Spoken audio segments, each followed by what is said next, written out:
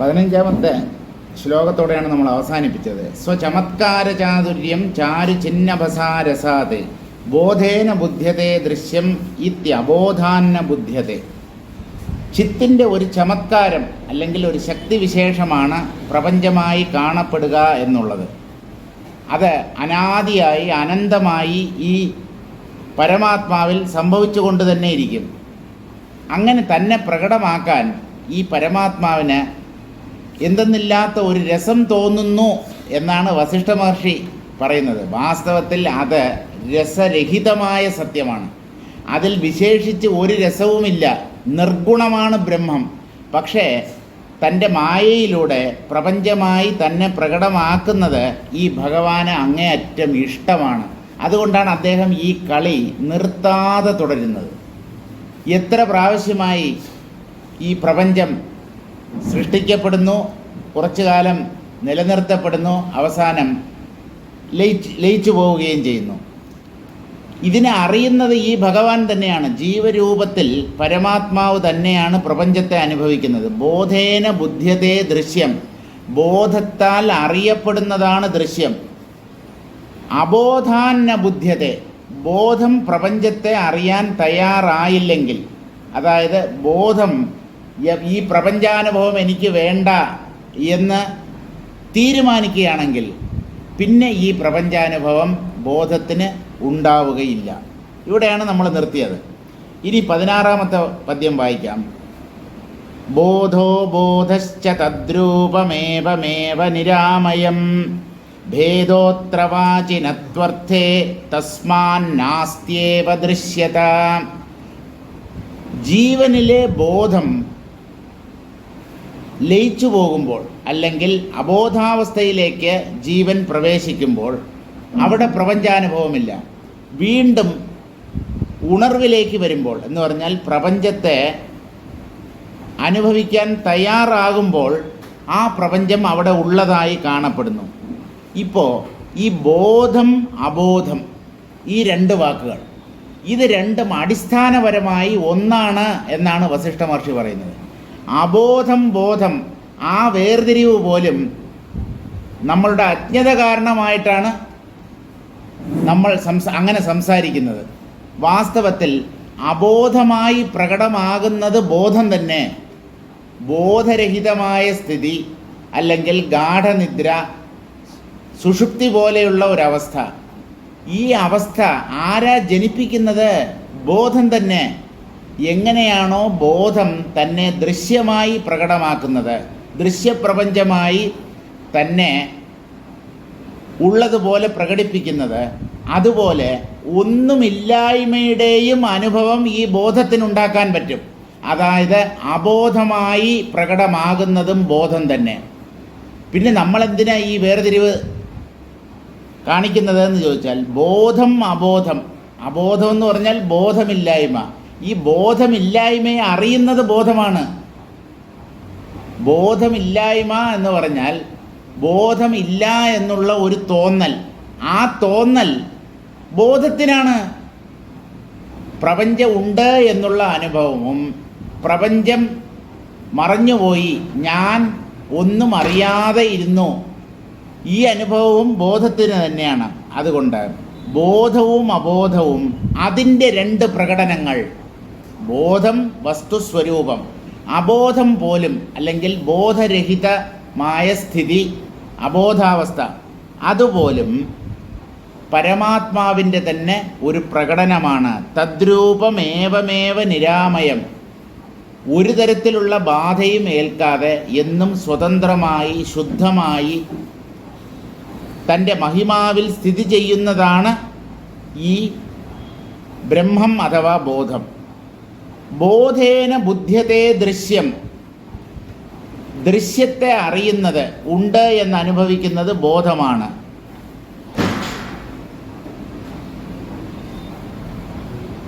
ബോധോ അബോധശ്ച തദ്രൂപം ഏവമേവ നിരാമയം ഭേദോത്ര വാചി നത്വർത്ഥേ. ഈ ഭേദം, ഏത് ഭേദം? ബോധം അബോധം, ഈ ഭേദം വാക്കുകളിൽ മാത്രമേ ഉള്ളൂ.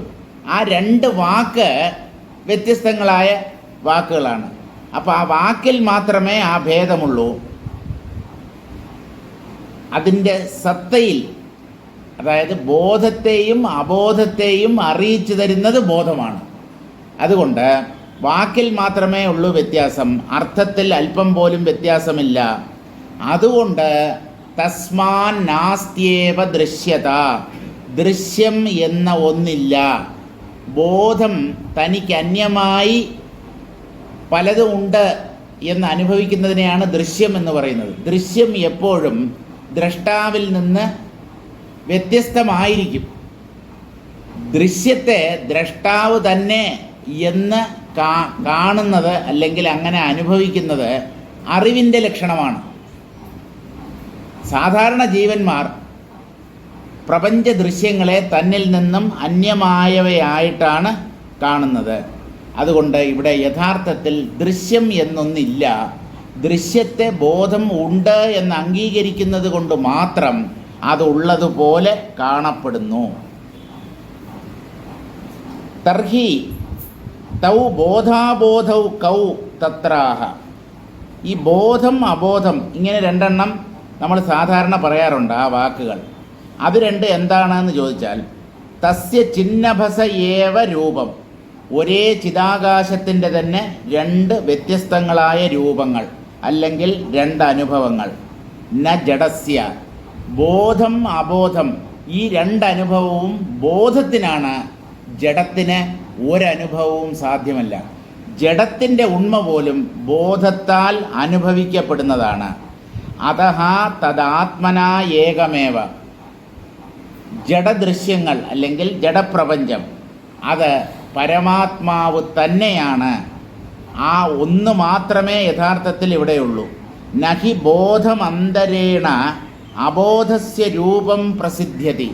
ഈ അബോധാവസ്ഥ അല്ലെങ്കിൽ ബോധരഹിതമായ സ്ഥിതി, അതിന് ബോധമാണ് അറിയുന്നത്. അബോധത്തെ ജഡത്തിനറിയാൻ പറ്റില്ല. ജഡം അല്ലെങ്കിൽ അബോധം അല്ലെങ്കിൽ ശൂന്യത അല്ലെങ്കിൽ ഒന്നുമില്ലായ്മ, ഈ അനുഭവങ്ങളെല്ലാം ബോധത്തിനാണ്. ആ ബോധം എല്ലാത്തിൻ്റെയും അധിഷ്ഠാനമായി വർത്തിക്കുന്നു. അബോധത്തെ പോലും അറിയിച്ചു തരാൻ ബോധം വേണം. ബോധമുണ്ട് എന്നറിയുന്നത് അതിൻ്റെ പ്രത്യേകതയുമാണ്. ബോധത്തെ, അതായത് തൻ്റെ ഉണ്മയെ അറിയാൻ കഴിവുള്ള ഒരേ ഒരു തത്വം ഈ പരമാത്മാവ് മാത്രമാണ്. സതിജ ബോധേ തത്ര നഭോർത്ഥോ ദുർലഭ ഇതി രാഹോഹോ ശിരഃ. ബോധമുണ്ടെങ്കിൽ ബോധാനുഭവം ഉണ്ട്. ബോധാനുഭവവും ബോധവും ഒന്ന് തന്നെയാണ്. ഇനി അബോധത്തിൻ്റെ അനുഭവവും ബോധത്തിൻ്റെ സാന്നിധ്യത്തിലാണ് സംഭവിക്കുന്നത്. ബോധമുണ്ടെങ്കിൽ ആകാശത്തിൻ്റെ അനുഭവം ഉള്ളതുപോലെ തോന്നാം. ആകാശത്തിൻ്റെ അനുഭവം പോലും മാഞ്ഞു പോകാം. അപ്പോഴും ബോധാനുഭവം ബാക്കി നിൽക്കും. അതുകൊണ്ട് സതിച ബോധേ തന്നെ നഭോർത്ഥ ദുർലഭ. ബോധാനുഭവം മാത്രം പ്രകാശിക്കുമ്പോൾ അതിൽ ആകാശം എന്ന വാക്കിന് പോലും അർത്ഥമില്ല. സർവവ്യാപിയാണ് ആകാശം, എങ്ങും വ്യാപിച്ചു നിൽക്കുന്നത്. പക്ഷേ ആ ആകാശം പൊള്ളയാണ്. ശൂന്യതയുടെ ഒരു തോന്നലാണ് ഈ ആകാശ അനുഭവത്തിൽ നിറഞ്ഞു നിൽക്കുന്നത്. ബോധം ശൂന്യമായ ഒന്നല്ല, അത് നിറഞ്ഞു തിങ്ങുന്ന അനുഭവമാണ്. ഇപ്പോൾ ബോധാകാശം അല്ലെങ്കിൽ ചിതാകാശം, ബോധം സാന്ദ്രമാണ്, നിറഞ്ഞതാണ്, പൂർണ്ണമാണ്. ആകാശം പൊള്ളയാണ്. ഇപ്പോൾ ഈ പരസ്പര വിരുദ്ധങ്ങളായ അർത്ഥങ്ങളോടുകൂടിയ രണ്ട് വാക്കുകളെ ചേർത്ത് ബോധാകാശം, ചിതാകാശം, ചിന്നഭസ് എന്നൊക്കെ എന്തിന് പ്രയോഗിക്കുന്നു എന്ന് ചോദിച്ചാൽ, അതിനെ ഓർത്ത് നിങ്ങൾ വിഷമിക്കേണ്ട. രണ്ട് വാക്ക് പറയുന്നു എന്നേ ഉള്ളൂ. രാഹുവിൻ്റെ ശിരസ്, ജ്യോതിഷത്തിൽ രാഹു കേതു എന്ന് പറഞ്ഞിട്ട് രണ്ട് ഗ്രഹങ്ങളുണ്ട്. ഈ രാഹുവും കേതുവും എങ്ങനെയാണ് രൂപപ്പെട്ടത് എന്ന് ചോദിച്ചാൽ, പാലാഴി മഥനത്തിൽ ദേവന്മാർ അമൃതം മുഴുവൻ കൊണ്ട് അസുരന്മാരുടെ കയ്യിൽ നിന്നും മോഹിനി പ്രത്യക്ഷപ്പെട്ട്, മഹാവിഷ്ണു മോഹിനി രൂപം എടുത്ത് ആ അമൃത് അടിച്ചു മാറ്റി ദേവന്മാർക്ക് വിളമ്പിക്കൊണ്ടിരിക്കുകയാണ്. അപ്പോൾ ഈ രാഹു രാഹു എന്ന് പറയുന്ന ഒരാളുണ്ട്.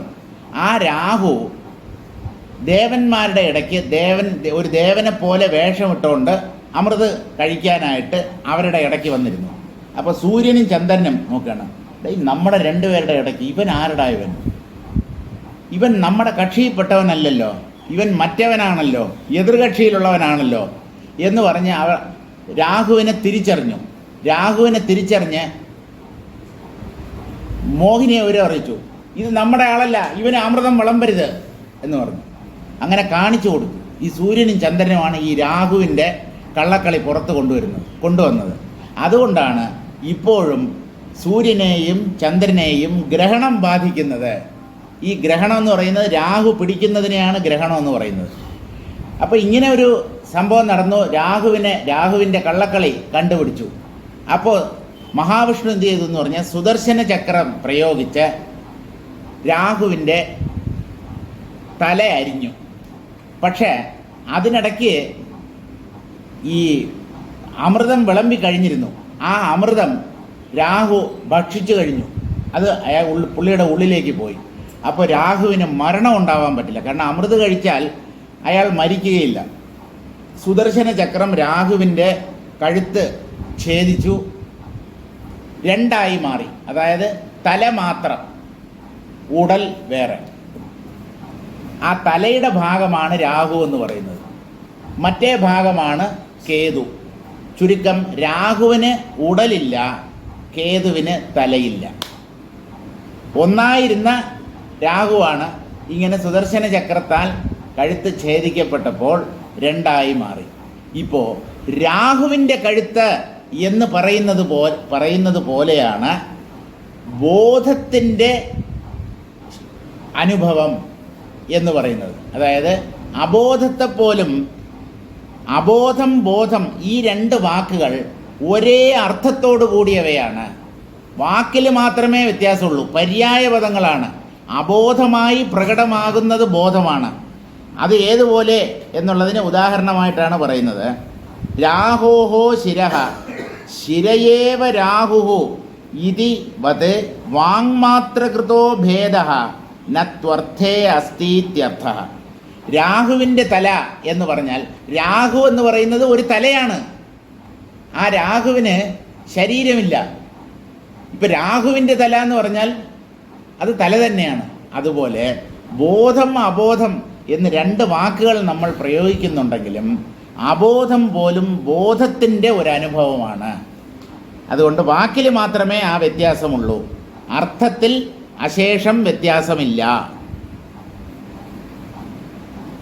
യാചാസീദൃശ്യതൈഷാം താം വിദ്ധി ത്വമവിചാരണാം സാചേദാനീം വിചാരേണ വിനഷ്ടാതഃ ക്വ ദൃശ്യതേ.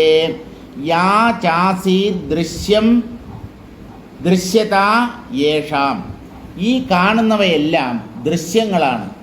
ദൃശ്യമെന്ന് പറഞ്ഞാൽ കണ്ണിലൂടെയുള്ള അനുഭവം, കാണപ്പെടുന്നത്, കാഴ്ച എന്ന് മാത്രമല്ല. അഞ്ചിന്ദ്രിയങ്ങളിലൂടെയുള്ള അനുഭവവും ബോധത്തെ സംബന്ധിച്ച് ദൃശ്യങ്ങളാണ്. പഞ്ചേന്ദ്രിയങ്ങളിലൂടെയുള്ള അനുഭവം, കാണപ്പെടുന്നതും കേൾക്കപ്പെടുന്നതും മണക്കപ്പെടുന്നതും രുചിക്കപ്പെടുന്നതും സ്പർശിച്ചറിയപ്പെടുന്നതും എല്ലാം ദൃശ്യങ്ങളാണ്. ഈ ദൃശ്യങ്ങൾ അവിചാരണം കൊണ്ട് സംഭവിക്കുന്നതാണ്, അല്ലെങ്കിൽ അവിചാരം കൊണ്ട് സംഭവിക്കുന്നത്. വിചാരരാഹിത്യം, വിചാരം ചെയ്യാതിരിക്കുമ്പോൾ, തൻ്റെ സ്വരൂപത്തെ തിരിച്ചറിയാതിരിക്കുമ്പോഴാണ് ദൃശ്യാനുഭവം ബോധത്തിനുണ്ടാവുന്നത്. ഈ ദൃശ്യമായി കാണപ്പെടുന്നത് അവിചാരം അല്ലെങ്കിൽ അറിവില്ലായ്മയാണ്. ഒരാളുടെ ഉള്ളിലെ അറിവില്ലായ്മയാണ് പുറമേ പ്രപഞ്ചം എന്ന പോലെ കാണപ്പെടുന്നത്. അല്ല, കുറച്ചു മുമ്പ് പറഞ്ഞു ബ്രഹ്മമാണ് ഈ കാണുന്നതെല്ലാം, പുറമേ വാസ്തവത്തിൽ വസ്തുക്കളൊന്നുമില്ല, ബ്രഹ്മം മാത്രമേ ഉള്ളൂ. ഇപ്പോൾ പറയുന്നു നിങ്ങളുടെ ഉള്ളിലുള്ള അജ്ഞാനമാണ് പ്രപഞ്ച പദാർത്ഥങ്ങളായി കാണപ്പെടുന്നത്. ഈ രണ്ട് വാക്യങ്ങളും അടിസ്ഥാനപരമായി ശരിയാണ്. ഇപ്പം ഞാൻ പറയുന്നു, കയറിൽ കാണപ്പെടുന്ന പാമ്പ് ഇത് എന്താണെന്ന് ചോദിച്ചാൽ ഒരു വീക്ഷണകോണിലൂടെ നോക്കിയാൽ അത് കയറ് തന്നെ. കാരണം കയറില്ലാത്ത സ്ഥലത്ത് സർപ്പത്തിൻ്റെ പ്രതീതി ഉണ്ടാവുകയില്ല. ഇനി ഇതിനെ തന്നെ മറ്റൊരു രീതിയിൽ പറയാം. കയറിനെ കുറിച്ചുള്ള അറിവില്ലായ്മയാണ് സർപ്പം എന്ന പോലെ കാണപ്പെടുന്നത്. രണ്ട് ശരിയാണ്. കയറിനെ കുറിച്ചുള്ള അറിവില്ലായ്മ കാരണം കയറ് പാമ്പിൻ്റെ പ്രതീതി ജനിപ്പിക്കുന്നു. അതല്ലേ ശരി? അപ്പോൾ എങ്ങനെ വേണമെങ്കിലും പറയാം, പ്രപഞ്ചമായി കാണപ്പെടുന്നത് ബ്രഹ്മം തന്നെ. കാരണം ഏത് ഭ്രമവും ഉണ്ടാകണമെങ്കിൽ, ഭ്രമം സത്യമായി തീരണമെങ്കിൽ ഭ്രമത്തിന് യഥാർത്ഥത്തിലുള്ള ഒരു അധിഷ്ഠാനം ഉണ്ടായേ പറ്റൂ. അപ്പോൾ പ്രപഞ്ചഭ്രമത്തിൻ്റെ അധിഷ്ഠാനം ബ്രഹ്മമാവാനേ തരമുള്ളൂ. പക്ഷേ ബ്രഹ്മം എങ്ങനെയാണ് പ്രപഞ്ച നാമരൂപങ്ങളായി കാണപ്പെടുന്നത് എന്ന് ചോദിച്ചാൽ അതിന് കാരണം ജീവൻ്റെ ഉള്ളിലുള്ള അജ്ഞാനമാണ്, അവിദ്യയാണ്, തൻ്റെ സ്വരൂപത്തെക്കുറിച്ചുള്ള അറിവില്ലായ്മയാണ്. ഇങ്ങനെ ജീവൻ്റെ ഉള്ളിലുള്ള അറിവില്ലായ്മയും എങ്ങും നിറഞ്ഞു നിൽക്കുന്ന ബോധം എന്ന അധിഷ്ഠാനവും ചേരുമ്പോൾ ഉണ്ടെന്ന് തോന്നുന്നതാണ് ഈ പ്രപഞ്ചം. ഈ പ്രപഞ്ചത്തിൻ്റെ ഉത്പത്തിയെക്കുറിച്ച് ഇത്രയേറെ ഗവേഷണമൊന്നും നടത്തേണ്ട ഒരാവശ്യവുമില്ല. നമ്മുടെ ശാസ്ത്രജ്ഞന്മാർക്കൊന്നും പണിയില്ല. ഇവിടെ ആ കോപ്പ് ഈ കോപ്പും ടെലസ്കോപ്പും മൈക്രോസ്കോപ്പും എല്ലാം വെച്ചിട്ടുണ്ടോ, മൊത്തം കോപ്പാണ്, എല്ലാം കോപ്പാണ്. സ്കോപ്പില്ലാത്ത കോപ്പ്, ഒരു സ്കോപ്പും ഇല്ല. കാരണം ഒന്നും പിടികിട്ടുന്നില്ല. വിദൂരതയിലേക്ക് തിരിച്ചു വച്ചിരിക്കുന്ന അതിശക്തമായ ഹബിൾസ് ടെലിസ്കോപ്പ് പോലെയുള്ള ദൂരദർശിനികൾ, നമ്മുടെ ദൂരദർശനല്ല, ദൂരത്തിലുള്ളതിനെ കാണാൻ സഹായിക്കുന്ന ടെലിസ്കോപ്പ്, അതിനെയാണ് ദൂരദർശിനി എന്ന് പറയുന്നത്. അപ്പോൾ ഈ ദൂരദർശിനികൾ ഓരോ സമയത്ത് ഓരോരോ ദൃശ്യങ്ങളാണ് കാണിക്കുന്നത്. ഇന്നലെ കണ്ട ഒരു ഗ്രഹം ഇന്ന് രാവിലെ ശാസ്ത്രജ്ഞൻ നോക്കുമ്പോൾ അതവിടെ ഇല്ല. ഇത് എവിടെ പോയി? വയനാട്ടിൽ മലയിടിഞ്ഞ് വീണതുപോലെയായി. ഇന്നലെ ഒരു കുന്നുണ്ടായിരുന്നു, നേരം വെളുത്തപ്പോൾ ഇല്ല. ആ കുന്നും ആ കുന്നിൻ ചെരുവിൽ താമസിച്ചിരുന്ന ആളുകളും അവരുടെ വീടുകളും വസ്തുവകകളും എല്ലാം ഒരൊറ്റ രാത്രി കൊണ്ട്, ഒരു രാത്രി വേണ്ടി വന്നില്ല, ഏതാനും മിനിറ്റുകൾ കൊണ്ട് എല്ലാം തകർന്നു തരിപ്പണമായി. ഇത്രയേ ഉള്ളൂ പ്രപഞ്ചത്തിൻ്റെ സത്യത്വം എന്ന് പറയുന്നത്. ജഗദീശ്വരൻ അവതാരമെടുക്കുന്നത് എന്തിന്? അദ്ദേഹം ഈ ഭൂമിയിൽ ഇറങ്ങി വരേണ്ട കാര്യമേ ഇല്ല. അദ്ദേഹത്തിൻ്റെ 5 ഭൃത്യന്മാരുണ്ട്, പറഞ്ഞാൽ കേൾക്കുന്ന, ഒരിക്കലും അദ്ദേഹത്തിൻ്റെ ആജ്ഞയെ ലംഘിക്കാത്ത 5 ഭൃത്യന്മാരാണ് ഈ പഞ്ചഭൂതങ്ങൾ. ആ പഞ്ചഭൂതങ്ങളെ വെച്ചുകൊണ്ട് അദ്ദേഹം നല്ലതുപോലെ കളിക്കും, ഇല്ലാത്തതിനെ ഉള്ളതുപോലെ ആക്കി തീർക്കും, ഉള്ളതിനെ മിനിറ്റുകൾ കൊണ്ട് അല്ലെങ്കിൽ സെക്കൻഡുകൾ കൊണ്ട് ഇല്ലാതാക്കുകയും ചെയ്യും. ഇതിന് അദ്ദേഹത്തെ സഹായിക്കുന്നത് പഞ്ചഭൂതങ്ങളാണ്. ഈ പഞ്ചഭൂതങ്ങൾ ജഡങ്ങളാണ് എന്നാണ് നമ്മുടെ വിചാരം. 5 തരത്തിൽ പ്രകടമാകുന്ന ഈശ്വര ശക്തിയാണ്. അതുകൊണ്ടാണ് ഈ പഞ്ചഭൂതങ്ങൾ ഓരോന്നിനും ഒരു ദേവിയെയോ ദേവനെയോ നാം കൽപ്പിക്കുന്നത്. നമ്മളല്ല, വേദങ്ങൾ കൽപ്പിക്കുന്നത്. അഗ്നി, തീ എന്ന് പറഞ്ഞാൽ പോരെ, അഗ്നിദേവൻ, അഗ്നി ഭഗവാൻ എന്നെന്തിനു പറയുന്നു? വായുദേവൻ, ഭൂമി ദേവി, ജലത്തിൻ്റെ ദേവൻ വരുണനാണ്. ആകാശത്തിന് മാത്രം പ്രത്യേകിച്ച് ഒരു ദേവനെ കൽപ്പിച്ചിട്ടില്ല, കാരണം ആകാശത്തിന് രൂപമില്ല. ആകാശത്തിൻ്റെ ദേവൻ ആരെന്ന് ചോദിച്ചാൽ ഈ പരമാത്മാവ് തന്നെ, അരൂപിയായ പരമാത്മാവ്. മറ്റ് 4 ഭൂതങ്ങൾക്കും ദേവന്മാരോ അല്ലെങ്കിൽ ദേവിയോ ഉണ്ട്. ഒരൊറ്റ ദേവിയേ ഉള്ളൂ പഞ്ചഭൂതങ്ങളിൽ, ഭൂമി. അത് മാത്രമാണ് ദേവിയായിട്ടുള്ളത്. മറ്റുള്ളതെല്ലാം അഗ്നിദേവൻ, വായുദേവൻ, വരുണദേവൻ. ആകാശത്തിന് പ്രത്യേകിച്ച് ദേവനില്ല, ദേവൻ തന്നെ ആകാശരൂപമായി പ്രകടമായിരിക്കുന്നു. അപ്പോൾ ഈ പഞ്ചഭൂതങ്ങളെ വെച്ച് കൊണ്ട് തന്നെ അദ്ദേഹം എന്താണോ ഉദ്ദേശിക്കുന്നത് അതൊക്കെ അദ്ദേഹം നടത്തും.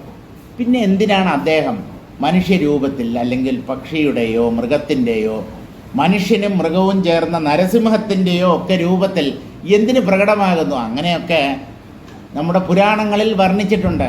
വാസ്തവത്തിൽ ജഗദീശ്വരൻ അവിടെ ഇരുന്ന് ഒരു റിമോട്ട് തട്ടിയാൽ മതി, ഇവിടെ തന്നെ അങ്ങനെയാണല്ലോ മനുഷ്യർ. ഒരു മിസൈൽ അയക്കാൻ ഒരു ബട്ടൺ പ്രസ് ചെയ്താൽ മതി, ഉദ്ദേശിക്കുന്ന സ്ഥലത്ത് ചെന്ന് ആ മിസൈൽ വീണ് എല്ലാം തകർത്ത് തരിപ്പണമാക്കും. അതാണ് മനുഷ്യരുടെ തന്നെ ഏർപ്പാട്. എല്ലാവരും ആ ബട്ടണിൽ കൈ വെച്ചുകൊണ്ടിരിക്കുകയാണ്, ഒന്ന് ഞെക്കുകയേ വേണ്ടൂ, എല്ലാം ബും കഴിഞ്ഞു. മനുഷ്യന് തന്നെ ഇത്രയും കഴിവുണ്ടെങ്കിൽ ആ ജഗദീശ്വരന് അവിടെ നിന്ന് മെനക്കെട്ട് ഈ ഭൂമിയിൽ വന്ന് അവതരിച്ച് ഇവിടെയുള്ള ദുഷ്ടന്മാരെയൊക്കെ കൊല്ലേണ്ട വല്ല കാര്യമുണ്ടോ? ഇതൊക്കെ ഭഗവാനിൽ വിശ്വാസം ജനിപ്പിക്കാൻ വേണ്ടിയാണ്. ഈശ്വര ഭക്തന്മാർക്ക് മനസ്സിന് ആശ്വാസം നൽകാൻ വേണ്ടിയാണ് ഇങ്ങനെയൊക്കെ പറഞ്ഞത്. നിങ്ങളെ ദുഷ്ടന്മാർ എപ്പോഴും ദ്രോഹിക്കും, പക്ഷെ നിങ്ങളൊന്നും തിരിച്ച് പ്രവർത്തിക്കരുത്. ഈ ദുഷ്ടന്മാരുടെ ദുഷ്ടതരമൊക്കെ നിർത്താൻ ഭഗവാൻ അവതരിക്കും, ഈ ലോകത്തിൽ വരും എന്നൊക്കെ നമ്മെ ആശ്വസിപ്പിക്കാൻ വേണ്ടി പറഞ്ഞതാണ്. ഈ കളി നടത്തുന്നത് തന്നെ അദ്ദേഹമാണല്ലോ. അപ്പോൾ പിന്നെ ഇത് എന്തിന് അദ്ദേഹം മതിയാക്കണം? ഈ ദുഷ്ടനെ കൊണ്ട് ദുഷ്ടത പ്രവർത്തിപ്പിക്കുന്നത് ആ ദുഷ്ടൻ്റെ ഉള്ളിലുള്ള ഈശ്വരനാണ്. ആ ബുദ്ധിയെ അങ്ങനെ പ്രചോദിപ്പിക്കുന്നത് ഈ ഭഗവാനാണ്. ഇപ്പം അദ്ദേഹം ഈ ദുഷ്ടനെ എന്തിനു നശിപ്പിക്കണം? അതിൻ്റെ ആവശ്യമില്ല. ഇതൊരു കളിയാണെന്നറിഞ്ഞാൽ ഇവിടെ ഒരു കുഴപ്പവുമില്ല. ഇതിനെയൊക്കെ സത്യമാണ് എന്ന് കരുതുന്നത് കൊണ്ടാണ് സകല കുഴപ്പങ്ങളും. വാസ്തവത്തിൽ ഇവിടെ വിഷമിക്കാനോ ദുഃഖിക്കാനോ കരയാനോ ഒന്നും തന്നെ ഇല്ല. യാചാസി ദൃശ്യതൈഷാം താം വിദ്ധി ത്വം അവിചാരണാം. ദൃശ്യമായി കാണപ്പെടുന്നത് അല്ലയോ രാമ നിന്റെ ഉള്ളിലെ അവിചാരമാണ്, വിചാരം ചെയ്യാതിരിക്കുന്ന അവസ്ഥ. അതിനെ തന്നെയാണ് അജ്ഞാനം, അവിദ്യ, അവിവേകം എന്നൊക്കെ പറയുന്നത്. ആ അവിചാരത്തിൻ്റെ ഫലം കൊണ്ട് വെറുതെ ഉണ്ടെന്ന് തോന്നുന്നതാണ് ഈ പ്രപഞ്ചം. സാച ഇദാനീം വിചാരേണ വിനഷ്ട. നീ വിചാരം ചെയ്താൽ ഈ അവിചാരം അല്ലെങ്കിൽ അവിവേകം, അവിദ്യ അപ്പം തന്നെ നഷ്ടമാകും. അതഹ ക്വ ദൃശ്യത്തെ. വിചാരത്താൽ നഷ്ടമാകുമ്പോൾ അവിചാരത്തിൻ്റെ ഫലമായി ഉണ്ടെന്ന് തോന്നിയ പ്രപഞ്ചം പിന്നെ എവിടെ ഉണ്ടാവും? ആ പ്രപഞ്ചം മാഞ്ഞു പോകും, നമ്മുടെ ദൃഷ്ടിയിൽ നിന്നും മറഞ്ഞു പോകും. എന്ന് പറഞ്ഞാൽ ഈ സൂര്യനും ചന്ദ്രനും പക്ഷിയും മൃഗവും മരങ്ങളും ഒക്കെ ഇല്ലാതാവുന്നല്ല, ഒക്കെ അതുപോലെ തന്നെയുണ്ട്. പക്ഷേ എല്ലാം ബ്രഹ്മമായി അറിവിൻ്റെ രൂപത്തിൽ ജ്ഞാനിയുടെ ബുദ്ധിയിൽ പ്രകാശിക്കും.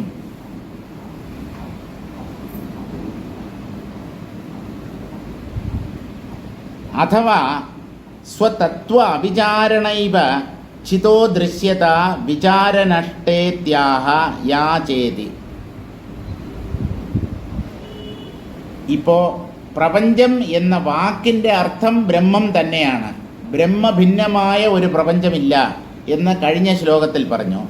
ഇപ്പോൾ പറയുന്നത് അങ്ങനെ കാണാൻ ബുദ്ധിമുട്ടുണ്ടെങ്കിൽ നമ്മുടെ ഉള്ളിലുള്ള അവിചാരം അല്ലെങ്കിൽ അജ്ഞത കാരണമായിട്ടാണ് പുറമേ ദൃശ്യം ഉള്ളതുപോലെ തോന്നുന്നത്. ആ അവിചാരം അല്ലെങ്കിൽ അവിവേകം വിചാരം കൊണ്ട് നശിപ്പിക്കപ്പെടാവുന്നതേ ഉള്ളൂ. വിചാരം കൊണ്ട് നമുക്ക് അജ്ഞാനത്തെ നശിപ്പിക്കാം. അപ്പോൾ അജ്ഞാനകാര്യമായ പ്രപഞ്ചവും ആ പ്രപഞ്ചത്തിൻ്റെ ഉണ്മയും സത്യത്വവും ആ അവിചാരത്തോടു കൂടി അപ്രത്യക്ഷമാകും. അതുകൊണ്ട് വിചാരം ചെയ്തുകൊണ്ട് വേണം ജീവിക്കാൻ മനുഷ്യൻ. അവിചാരമാണ് അജ്ഞാനം എന്ന് പറയുന്നത്. ആ അജ്ഞാനമാണ് ജീവൻ്റെ സകല ദുഃഖങ്ങൾക്കും കാരണം. അസ്മിന്നേവ ധിയോ യത്ന ആത്മജ്ഞാന വിചാരണേ യത്നേന പരമോഭ്യാസഃ സലോകദ്വയസിദ്ധിദഃ. അസ്മിന്നേവ ധിയഃ യത്നേ ആത്മജ്ഞാന വിചാരണേ. ആത്മജ്ഞാനം നേടുന്നതിലാവണം മനുഷ്യരുടെ ശ്രദ്ധ. മറ്റൊന്നിലും നമ്മുടെ ശ്രദ്ധ വ്യതിചലിച്ചു പോകരുത്, ചിതറിപ്പോകരുത്.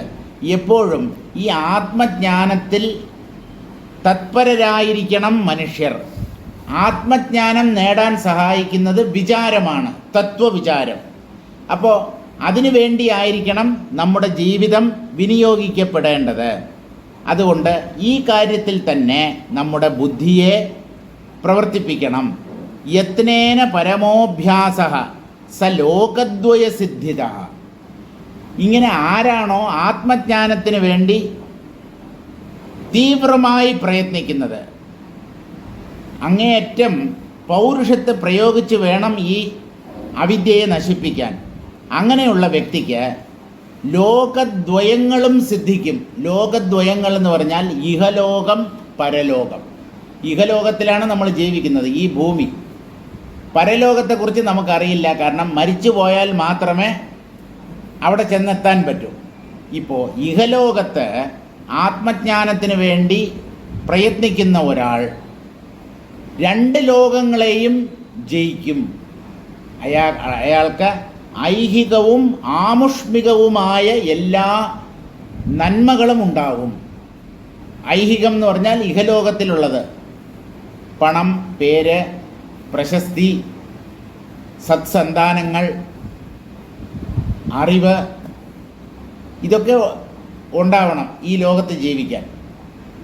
അറിവ് വേണമെന്നില്ല കേട്ടോ, ഈ ലോകത്ത് ജീവിക്കാൻ അറിവ്, ബുദ്ധി, ഇത് രണ്ടും വേണ്ട. ഇത് രണ്ടും ഇല്ലാതെ തന്നെ എത്രയോ ആൾക്കാർ മൂഢസ്വർഗത്തിൽ കഴിയുന്നുണ്ട്. മൂഢസ്വർഗത്തിൽ അവർ പറയുന്നത് ഐ ആം ഹാപ്പി എന്നാണ്. ഹരിഹരൻ പിള്ള ഹാപ്പിയാണ്. എന്ത് ഹാപ്പി? ഈ ഹാപ്പി ആയിട്ട് ജീവിച്ചിരുന്നവരാണല്ലോ ഒരു രാത്രി കൊണ്ട് മണ്ണിനടിയിലായത്. അവർ സ്വപ്നത്തിൽ പോലും പ്രതീക്ഷിച്ചില്ല ഇങ്ങനെ ഒരു ഉരുൾ പൊട്ടുമെന്നോ തൻ്റെ കുടുംബവും കുടുംബാംഗങ്ങളും വസ്തുവകകളും എല്ലാം ഒരു രാത്രി കൊണ്ട് നഷ്ടമാകും എന്ന് അവർ സ്വപ്നത്തിൽ പോലും കരുതിയിട്ടുണ്ടാവത്തില്ല. എല്ലാം തീർന്നില്ലേ? അതുകൊണ്ട് ശരീരത്തിലും നമ്മുടെ വസ്തുവകകളിലും മമതയെ ഉപേക്ഷിക്കുക. ഈ മമത നല്ലതല്ല. അത് അവസാനം ദുഃഖത്തിലാവും നമ്മെ കൊണ്ട് ചെന്ന് എത്തിക്കുക. അതുകൊണ്ട് ആത്മജ്ഞാനത്തിൽ ശ്രദ്ധയുള്ളവരായിരിക്കണം. അതിന് തീവ്രമായ പരിശ്രമം ഓരോ ജീവൻ്റെ ഭാഗത്തു നിന്നും ഉണ്ടാവണം. അങ്ങനെ ആത്മജ്ഞാനത്തിനെ ലക്ഷ്യമാക്കി നീങ്ങുന്ന ഒരാൾക്ക് ഇഹലോകത്തിലും പരലോകത്തിലുമുള്ള എല്ലാ നന്മകളും സ്വാഭാവികമായി ലഭിക്കും. അയാൾ പരലോകത്ത് ചെന്ന് അവിടെ പരലോകത്തിൽ ചെല്ലുമ്പോൾ അവിടെ ഒരു മംഗളകരമായ അല്ലെങ്കിൽ അയാൾക്ക് ക്ഷേമം നൽകുന്ന ഒരു ജീവിതം ഇവിടെ ഇരുന്നു കൊണ്ട് തന്നെ അയാൾക്ക് നേടാൻ പറ്റും. അയാളുടെ ശ്രദ്ധ ആത്മാവിൽ തിരിയുമെങ്കിൽ. അതയേവ വിചാരേയേവ മഹാൻ യത്നഃ കാര്യ ഇതി ബഹുശോ മയാ ഉക്തമിത്യാഹ. വസിഷ്ഠ മഹർഷി പറയുന്നത് ഈ വിചാരത്തിൽ തന്നെ ശ്രദ്ധയുള്ളവരായിരിക്കണം. അതിനുവേണ്ടി ആവണം നമ്മുടെ ഊർജത്തെ നാം ചെലവഴിക്കേണ്ടത്. നമ്മുടെ സമയവും ഊർജവും ബുദ്ധിശക്തിയും എല്ലാം ഈ ആത്മജ്ഞാനം നേടുന്ന കാര്യത്തിലാവണം. ഈ കാര്യം രാമ ഞാൻ എത്ര പ്രാവശ്യം നിനക്ക് പറഞ്ഞു തന്നു. പല പ്രകാരത്തിലും പല വീക്ഷണകോണുകളിലൂടെയും ഞാൻ ഈ കാര്യം നിനക്ക് വ്യക്തമാക്കിയതാണല്ലോ. യത്നേന വിചാരസ്യ കിം സ്യാത് തദാഹ.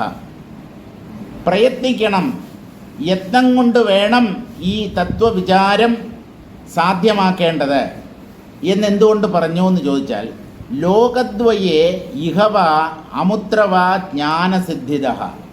ഇഹലോകത്തിൽ നിങ്ങൾ സുഖമായി ജീവിക്കാനും ഈ ജ്ഞാനം കൂടിയേ തീരൂ.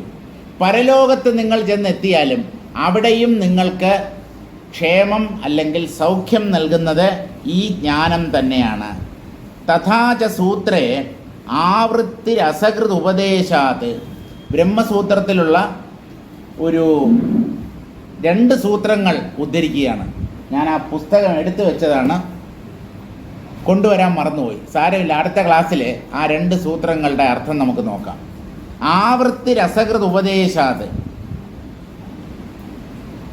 ആത്മാവ് മാത്രമേ സത്യമായിട്ടുള്ളൂ.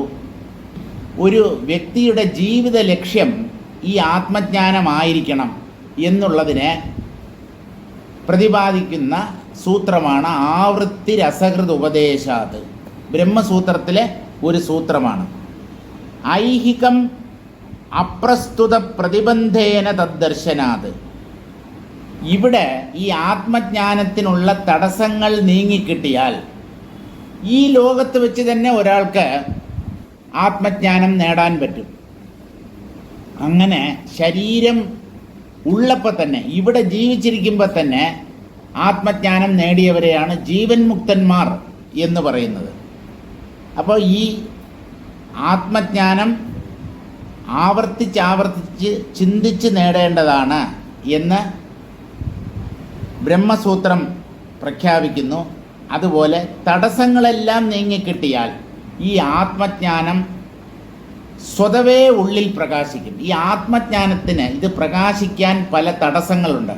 ആ തടസ്സങ്ങളെ, വിഘ്നങ്ങളെ നമ്മൾ മാറ്റിയാൽ ആത്മജ്ഞാനം പ്രതിബന്ധമില്ലാതെ പ്രകാശിച്ചു തുടങ്ങും. അപ്പം തടസ്സം മാറ്റുക മാത്രമേ നമ്മൾ ചെയ്യേണ്ടതുള്ളൂ.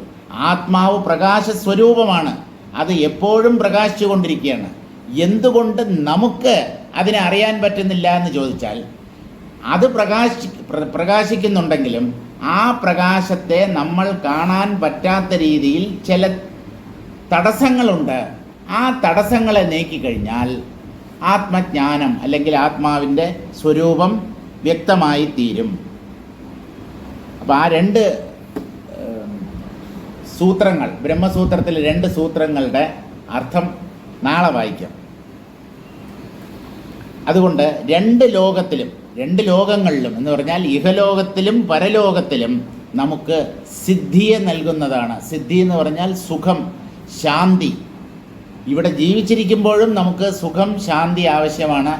മരിച്ചുപോയി പരലോകത്തെത്തിയാലും സുഖം ആവശ്യമാണ്. സുഖം എപ്പോഴാണ് നമുക്ക് വേണ്ടാത്തത്? ആരെങ്കിലും പറയുമോ എനിക്ക് സുഖം, സമാധാനം, ശാന്തി, സ്വസ്ഥത വേണ്ട എന്ന്? ആരും ഒരിക്കലും പറയില്ല. നമ്മൾ ജീവിക്കുന്നത് തന്നെ സുഖിക്കാൻ വേണ്ടിയാണ്. സുഖമാണ് ജീവിത ലക്ഷ്യം. മരിക്കുന്നത് പോലും സുഖത്തെ ലക്ഷ്യമാക്കിയാണ്. ഒരാൾ എന്തിനാ ആത്മഹത്യ ചെയ്യുന്നത്? അയാൾക്ക് ഇഹലോകത്ത് ജീവിതം തുടരാൻ സാധ്യമല്ല. അത്ര കണ്ട് ജീവിതം ദുസ്സഹമായി തീർന്നിരിക്കുന്നു. അതുകൊണ്ട് എന്താ അയാൾ ചെയ്യുന്നത്? ഈ ശരീരത്തെ നശിപ്പിച്ചിട്ട് അല്ലെങ്കിൽ മരിച്ചിട്ട് ആത്മഹത്യ ചെയ്തിട്ടാണെങ്കിലും തന്നെ രക്ഷിക്കണം എന്ന് പറഞ്ഞാൽ താൻ സുഖമായിരിക്കണം. ഇതാണ് ആത്മഹത്യയുടെ പോലും പുറകിലുള്ള ഉദ്ദേശ്യം. എങ്ങനെയെങ്കിലും താൻ ദുഃഖമുക്തനാകണം, ദുഃഖമോചിതനാകണം. എന്ത് വില കൊടുത്തും ഈ ദുഃഖങ്ങളെ നശിപ്പിക്കണം, ദുഃഖങ്ങളിൽ നിന്ന് താൻ പുറത്ത് കടക്കണം. ഇതാണ് ഏത് ജീവൻ്റെയും ആഗ്രഹം. ഇത് ഓരോ ജീവനിലും ഇൻബിൽറ്റായിട്ടുള്ള ഒരു പ്രോഗ്രാമാണ്. മനുഷ്യന് മാത്രമല്ല ഈ സുഖത്തിന് വേണ്ടിയുള്ള തൃഷ്ണ, സകല ജീവികൾക്കുമുണ്ട്. പക്ഷികൾ, മൃഗങ്ങൾ, സസ്യങ്ങൾ, പുഴുക്കൾ, കൃമികീടങ്ങൾ എല്ലാറ്റിനും താൻ സുഖമായിരിക്കണം എന്നുള്ള ആഗ്രഹമുണ്ട്. പക്ഷേ ആ സുഖം ശരീരത്തെ നിലനിർത്തുന്നതിലൂടെ മാത്രമേ നേടാൻ പറ്റൂ എന്ന തെറ്റിദ്ധാരണ സകല ജീവന്മാരുടെയും ഉള്ളിലുള്ളത് കൊണ്ട് എല്ലാവരും ഈ ശരീരത്തെ എന്തു വില കൊടുത്തും രക്ഷിക്കാൻ, നിലനിർത്താൻ ശ്രമിക്കുന്നു. അതുകൊണ്ടാണ് നമ്മൾ ആരും മരിക്കാൻ ഇഷ്ടപ്പെടാത്തത്. മരിക്കുക എന്ന് പറഞ്ഞാൽ ശരീരം നഷ്ടമാവുക എന്നാണ് അർത്ഥം. ശരീരം നഷ്ടമാവുന്നത് നമുക്കിഷ്ടമല്ല. കാരണം ഞാൻ ശരീരമാണ് എന്ന തെറ്റിദ്ധാരണയിലാണ് അയാൾ ഓരോ ജന്മത്തിലും ജീവിച്ചിട്ടുള്ളത്. ഈ ജന്മത്തിലും അങ്ങനെ തന്നെ.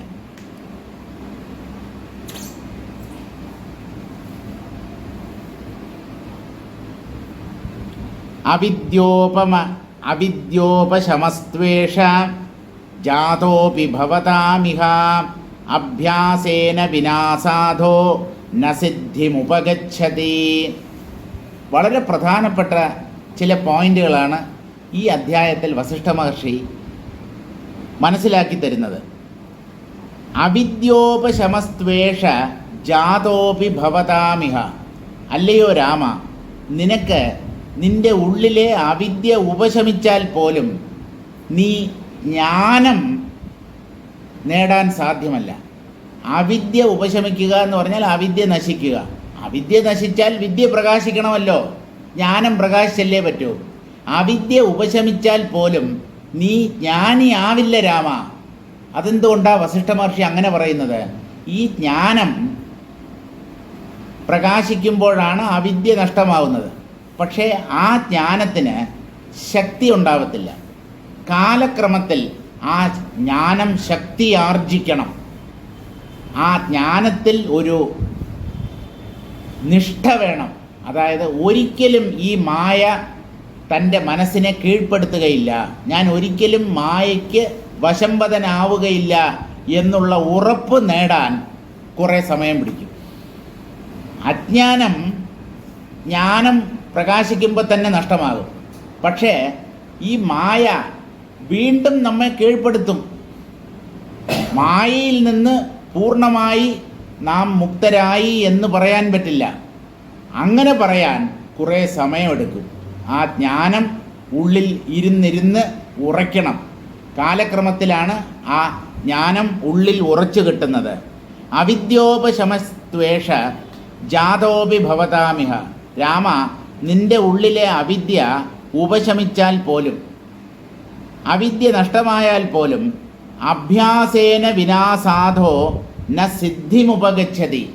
നിരന്തരമായ ജ്ഞാന അഭ്യാസത്തിലൂടെ അല്ലാതെ നീ സിദ്ധനായി മാറുകയില്ല. നിനക്ക് ജ്ഞാനത്തിൽ ഒരു ഇരുത്തം ലഭിക്കുകയില്ല. ജ്ഞാനത്തിൽ ഒരു ഇരുത്തം എന്ന് പറഞ്ഞാൽ ഉറപ്പ്. ഒരിക്കലും ഇനി എൻ്റെ മനസ്സ് അജ്ഞാനത്തിന് വശംവദമാവുകയില്ല, ഒരു ദൃശ്യവും എൻ്റെ മനസ്സിനെ ചലിപ്പിക്കുകയില്ല എന്ന് നമുക്ക് ഉറപ്പിച്ച് പറയാൻ പറ്റണമെങ്കിൽ അത് നിരന്തരമായ ജ്ഞാന അഭ്യാസത്തിലൂടെയേ സാധ്യമാകും. ജ്ഞാനം പ്രകാശിച്ചു കഴിഞ്ഞാൽ അജ്ഞാനം നശിക്കും. എന്താണ് പരമസത്യം എന്നുള്ളത് വ്യക്തമാവും. പക്ഷേ മായയെ നാം പൂർണ്ണമായി ജയിച്ചു എന്ന് പറയാൻ പറ്റില്ല. കാരണം ഗംഭീരന്മാർ പോലും കാലിടറി വീണ സന്ദർഭങ്ങൾ നമ്മുടെ പുരാണങ്ങളിൽ നമുക്ക് കാണാൻ കഴിയും. ഗംഭീരന്മാർ ഗായത്രി മന്ത്രത്തെ ലോകത്തിന് പ്രദാനം ചെയ്ത ഗായത്രി മന്ത്രം, ആ മന്ത്രത്തെ കണ്ടുപിടിച്ച ആളല്ല, ദർശിച്ച ദ്രഷ്ടാക്കളാണ് ഋഷിമാർ എന്ന് പറയുന്നത്. മന്ത്രങ്ങളെ കണ്ടവർ.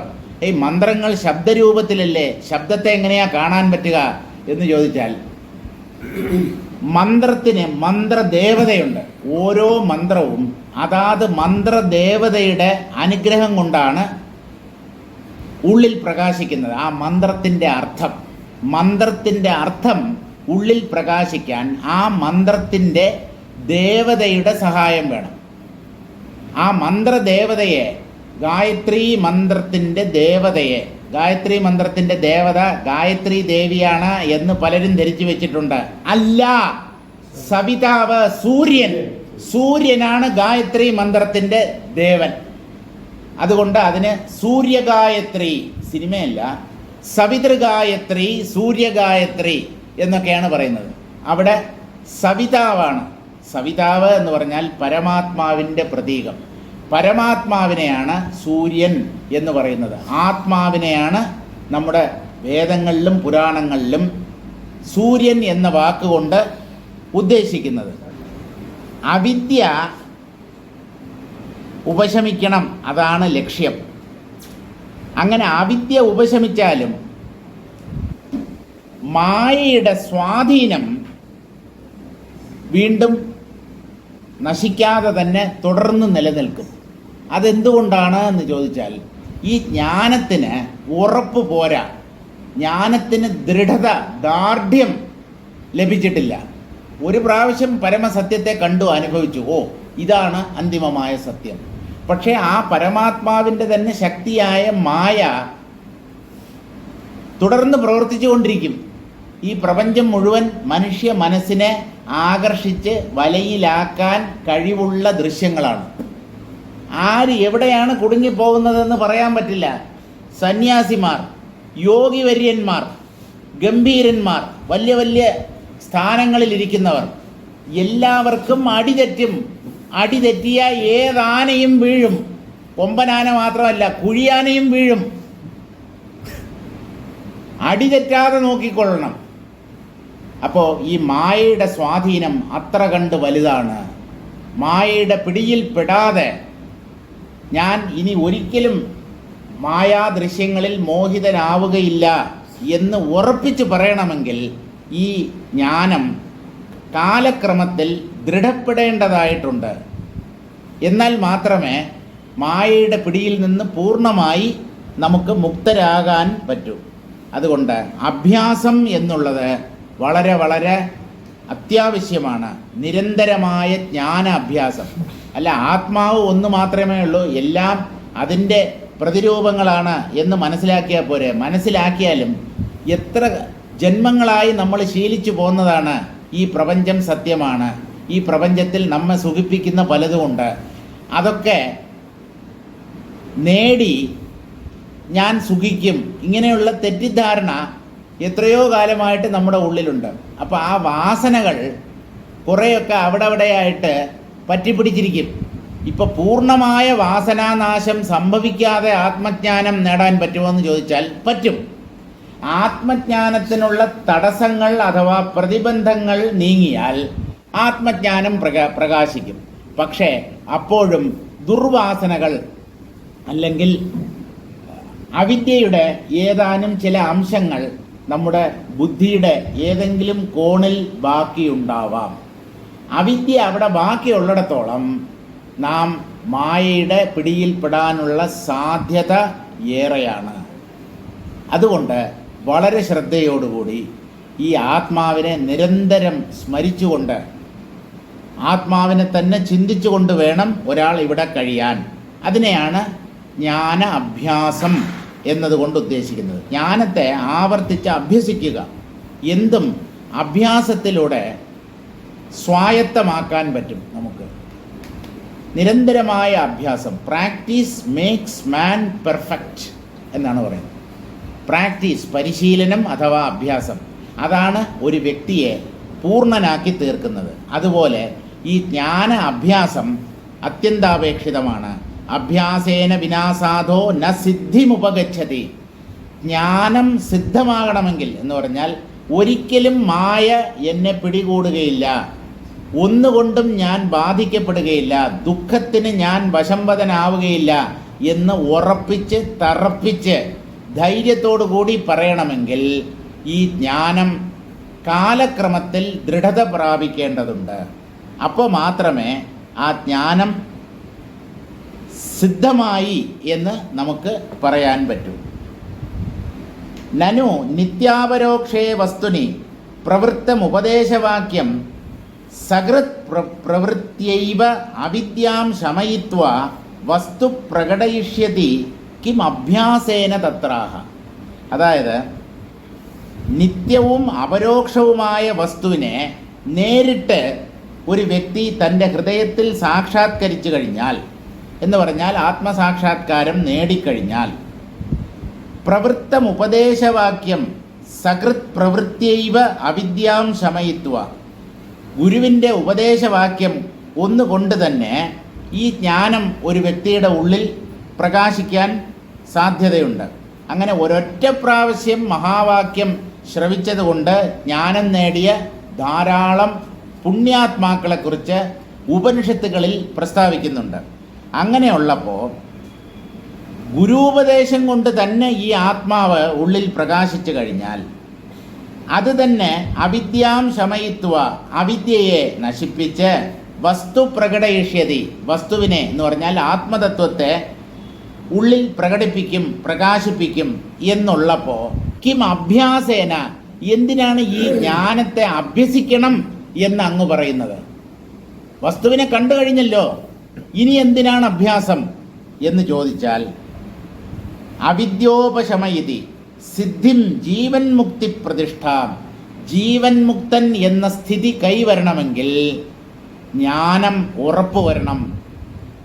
അതായത് ഒരിക്കലും ഈ മായയുടെ പിടിയിൽ താൻ പെടില്ല, ഒന്നുകൊണ്ടും താൻ ദുഃഖിക്കുകയില്ല എന്നുള്ള നിശ്ചയം സ്വയം നേടണമെങ്കിൽ അത് ജ്ഞാനത്തിൻ്റെ ഉറപ്പുള്ള അടിത്തറ നേടുന്നതിലൂടെ മാത്രമേ സാധ്യമാകൂ.